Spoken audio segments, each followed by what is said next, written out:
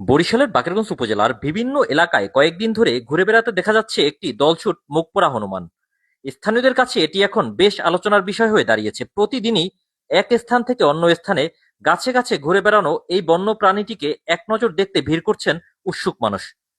সম্প্রতি হনুমানটিকে উপজেলার গারুরিয়া ইউনিয়নের হেলেঞ্চা গ্রামে দেখা গেছে। স্থানীয়রা জানান, দক্ষিণ অঞ্চলে সাধারণত মুখপোড়া হনুমানের আবাসস্থল না থাকায় এটি কিভাবে এখানে এসেছে তা নিশ্চিতভাবে জানা যায়নি। তবে অনেকের ধারণা, দেশের অন্য অঞ্চল থেকে ফল বা পণ্যবাহী যানবাহনের মাধ্যমে ভুলবশত এটি এই এলাকায় চলে আসতে পারে। বাংলাদেশে মুখপোড়া হনুমান বেশি দেখা যায় উত্তর পূর্ব অঞ্চলের বন অঞ্চলে বা ভয় দেখালে হনুমানটি ক্ষিপ্ত হয়ে তেড়ে আসছে বলেও জানান স্থানীয়রা।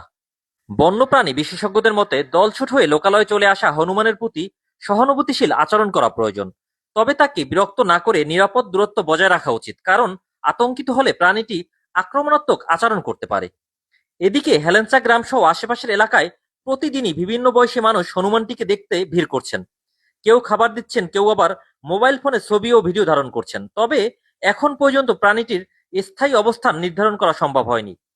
প্রতিদিনই নতুন নতুন এলাকায় গাছের